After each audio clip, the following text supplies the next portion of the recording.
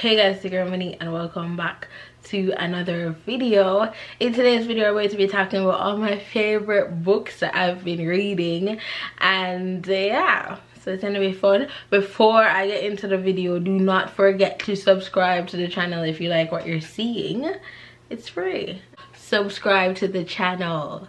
Anyways, let's get into it. So I've been reading a bunch of books, guys, and I really love it because I feel like I'm falling back in love with reading. I used to love books. My head was always in a book when I was a kid, and I kind of never was reading for a while, but now it's almost like I'm obsessed with reading. So yeah, let me show you all the books that I've been reading for my time and throughout the summer. So okay, so the first book that I read, so I'm going to start out with books that I really loved, really loved, the ones that I liked and the ones that were so, and I'm going to tell you all about them through different droves. So let's get into my faves. Born a Crime by the Trevor Noah. I've never read a Trevor Noah book. I don't know if you have another book, but this book is good.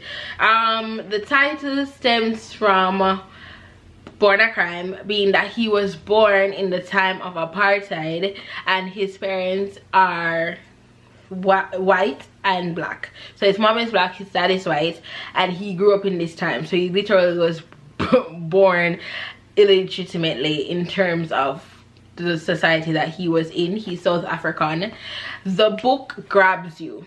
The book does the damn do. It's very well written. It's hilarious. You will be in anywhere reading this book and just rolling at how his stories are. It is a stories, it's a collection of stories, but it still reads, it flows well. He perfectly and beautifully, and I love when people do this, brings themselves into what's happening in the society at the time. So he's giving his story, but he's letting you know what's happening in South Africa around him in that time, what was happening, you know. So it was very stable in how he produces the stories to you. Beautifully written. I loved this book. I would easily, anytime somebody say, okay, you're reading, what do you recommend, I would recommend this first because it's so well written and so hilarious. It's a light read. Anybody can read this. It's not hard to read. Good. So that one I'm gonna keep flinging stuff over to my bed, so if you see me do that, good. Next book, Half of a Yellow Sun by Chimamanda Adichie. So I went into a used bookstore and I saw this book and I was like, I've never read this one. I've read a Chimamanda Adichie book before, which was The Purple Hibiscus, also a really good book, and I'm reading Half of a Yellow Sun now, and man, I'm telling you, wonderful book. She also was talking about the Bi-African War that was happening in Nigeria around in 1960s or so. Listen, let me tell you what I love about this book. The characters, how she did the characters in this book, because this is fiction. Well, fiction, what you call this? Contemporary fiction, because I don't know, it is a real life thing that was happening in society, but it's not a real story. It's a novel. So anyways, so it was beautifully done. What I enjoyed about the book was how it was not one person telling the story. Each character, she goes in between different characters' premise or perspective on what was happening within the novel, and I thought that was beautifully written. I've never read a novel that has done that switch between how like one chapter was about that person perspective, and it's so, I love how she did that storytelling. So it allows you, it almost does not allow you to pick a favorite because you're sympathizing with everybody. It's so well written. Love this one. I want to read her another book called Americana too, but I haven't read it yet. But yeah, that book is beautiful. Next on the books that I love, The Crucified Life by Napoleon Black. Napoleon Black is my pastor from Jamaica. At my church in Jamaica, Marvel Gospel Hall. And listen, this book, let me tell you, let me just read the title, like the subtitle underneath, The Crucified Life. Embracing the cross in a self-indulgent age. Like, isn't that a read? I felt read when I was like, it's a good book. He pretty much goes, and it's a small quick read.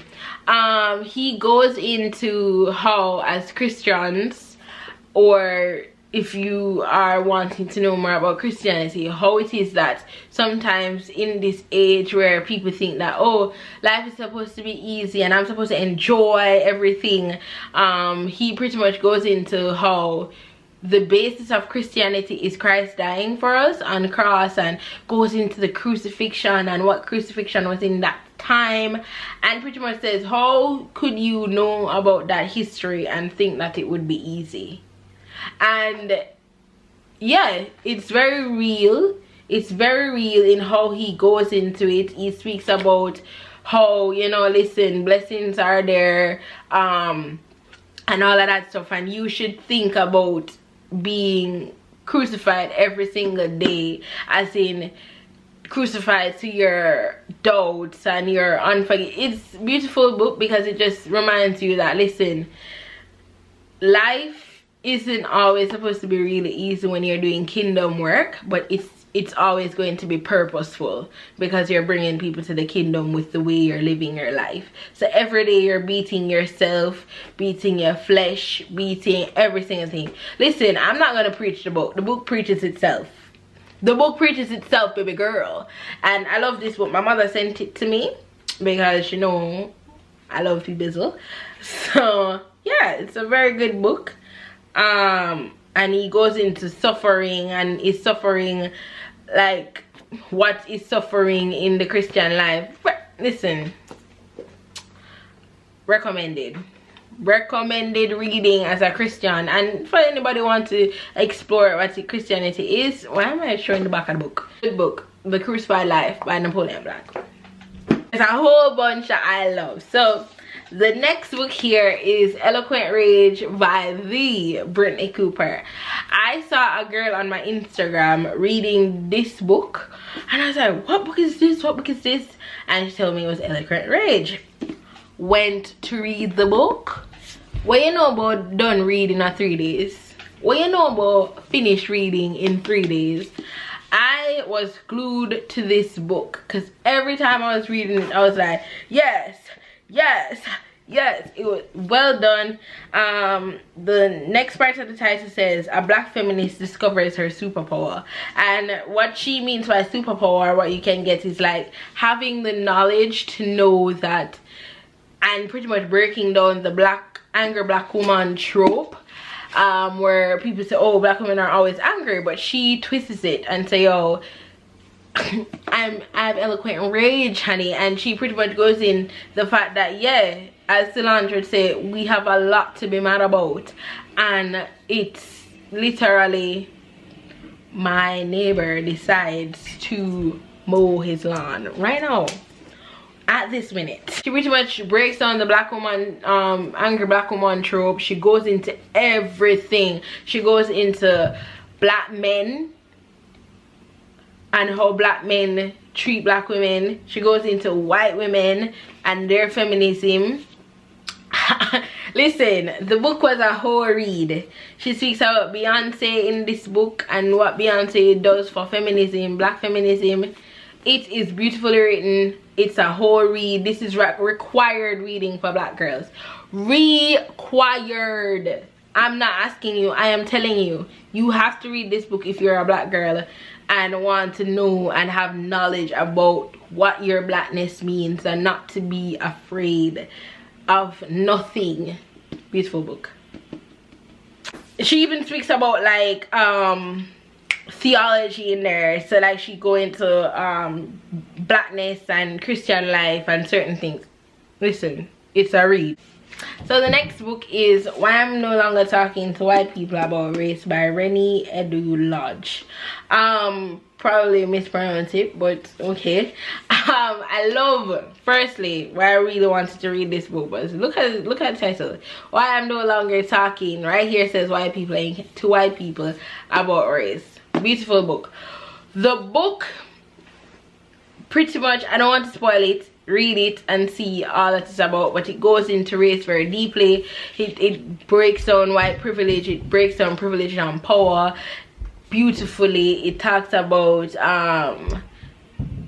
societal understanding of what it is that race plays into our lives, criminal justice system. What I love about this book though is it gives, what the Brittany Cooper book did was speak about the American reality.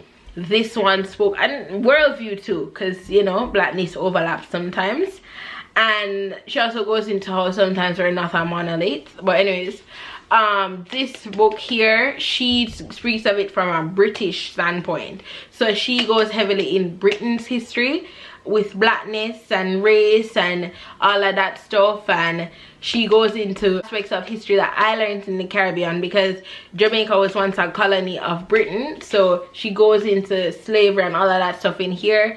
Very this was a harder read, not hard for me, but it's more like a college, it's very research paper writing, so it's very detailed. She's a journalist, I think she's a journalist, so it's very written for that kind of how she is, so it's very detailed and all of that. Beautifully written book. She goes down, she is, what I love about these books, and I'm glad I stopped for a minute and read these books, and I will be reading more of them. It teaches you to not apologize for your blackness, and I've always been from that thing. But if there's somebody out there and you're not too, you know, say you're black, but, or even if you're not black and you want to know more about that experience and how you can use your privilege for breaking down societal barriers, these books are it. So Why I'm No Longer Talking to White People About Race, it just shows her annoyance and exhaustion of constantly trying to show white people how race is, though a social construct, still constructing the way our day-to-day lives are going through in society. Love it, love it. Michelle Obama is Becoming.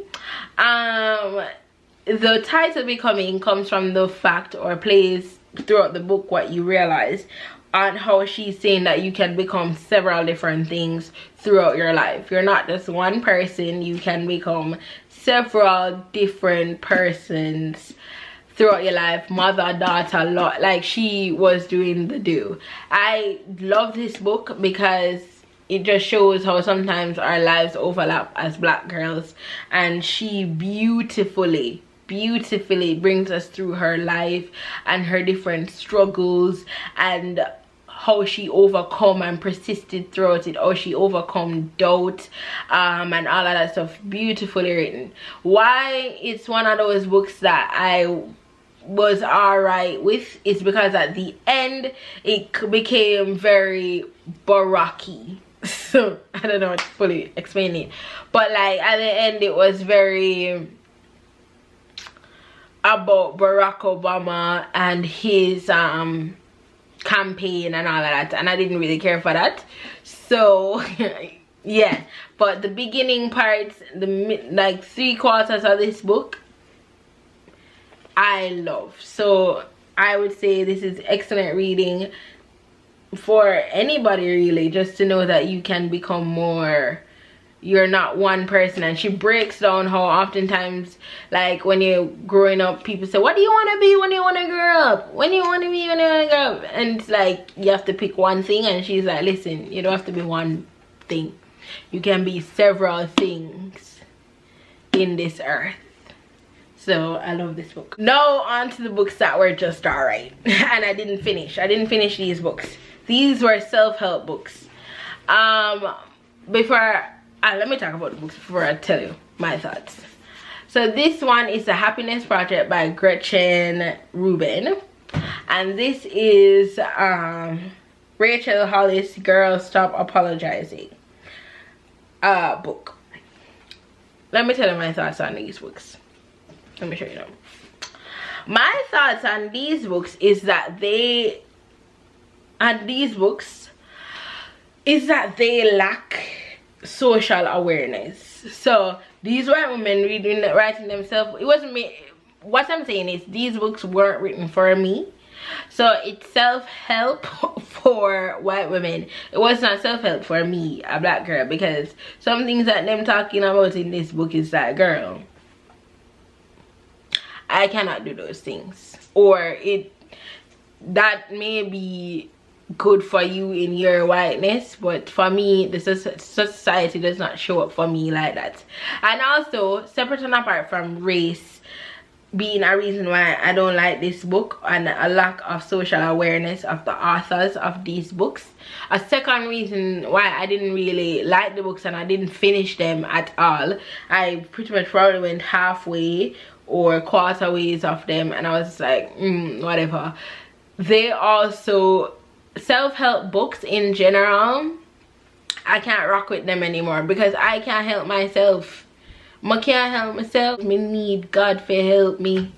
So when I read these books, there's some aspects of how my journey with Christ is going right now, where it's just like, yo, I can't do this. I need, where is the part where we consult? Where is the part where we pray about this? Where is the part that we ask for divine direction? That's what I kind of feel is left out of this book. These books, self-help books in general, them no stop and give awareness of the fact that, listen, God is